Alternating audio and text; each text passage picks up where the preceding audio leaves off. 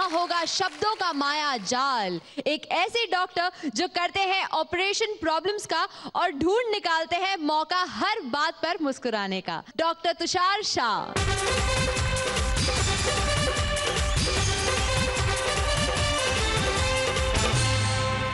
मच्छरों की बात की तो 4 पंक्तियां पहले बोल दूं कि मच्छर ने जो काटा दिल में मेरे जुनून था, मलेरिया के डर से बदन बेसुकून था, पकड़ा उसे पर छोड़ दिया ये सोचकर साले की रगों में अपना ही खून था।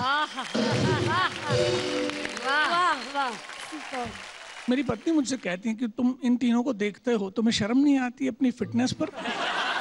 पत्नी जी कहती है Why don't you join some gym or aerobic classes?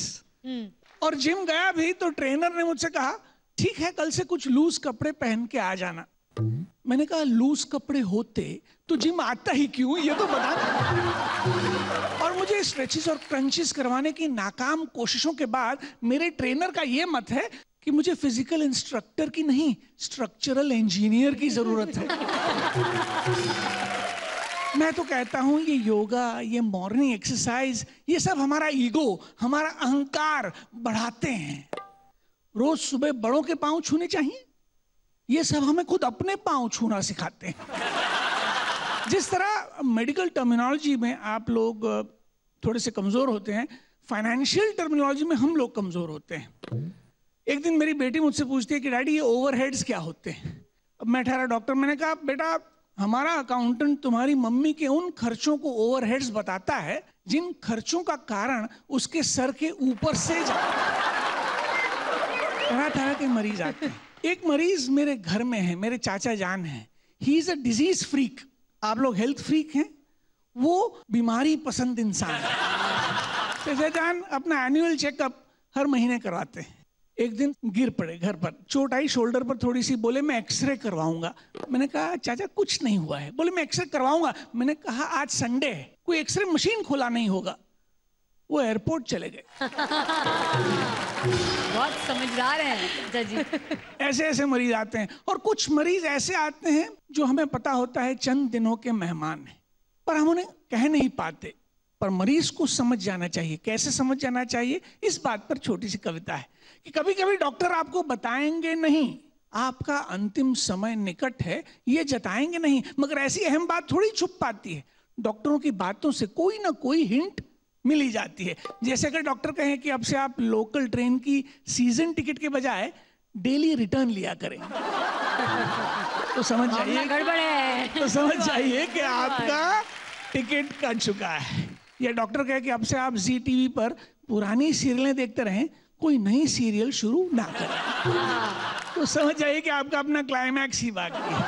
या फिर डॉक्टर कहे कि इस साल पीपीएफ के बजाय एलआईसी में पैसा डालिए, मतलब उल्टी गिनती, तो समझ जाइए कि आपकी लाइफ इंश्योर्ड है, एश्योर्ड नहीं। जी टीवी पर सीरियलें देखती रहती हैं पत्नी जी। उनकी एक फेवरेट सीरियल है पवित्र रिश्ता, और एक और सीरियल है जो दूसरी चैनल पे आती है, नाम क्या है वो, कौन जानता है, वो मिस्टर राम कपूर को है? बड़े अच्छे, लानत है राम कपूर पर।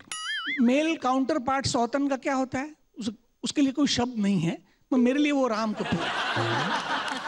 इस बात पर कविता है कि अपनी पत्नी की इस टीवी की आदत से हम परेशान हैं। ये टीवी जो एक नशा सा है, आंखों का धूम्रपान, बड़े अच्छे लगते हैं। कभी वो हमसे भी ये कहने आएंगी टीवी की इस तरफ भी एक पवित्र रिश्ता है, उस रिश्ते को निभाएंगे। पत्नी जी मुझसे कहती हैं तुम्हारी उस मिस्टर राम कपूर से फितरत क्यों नहीं। मैं उनसे कहता हूं कि तुम्हें इस मोटे से तो है, उस मोटे से नफरत क्यों नहीं। अजी अजी फितरत नहीं, फिजिक तो मेरा मिस्टर राम कपूर सा है। मुझसे रिश्ता रखो, उससे रिश्ता मिसेस कपूर का है। और वो इतनी सारी महिलाओं पर कैसे दाना डालेगा, है? इतनी सारी महिलाओं को वो कैसे दाना डालेगा, वो राम है, किशन तो है नहीं कि हजारों को संभालेगा। पर लगता है शायद मुझ में ही कहीं खोट है, वरना क्यों, रिमोट से लगाव है और मुझसे वो रिमोट है। शाम ढले अलग कमरों में चले जाते मियाँ और बीवी। फैमिली प्लानिंग का नया स्लोगन है, हम दो हमारे दो TV. Thank you very much, thanks a lot, thank you.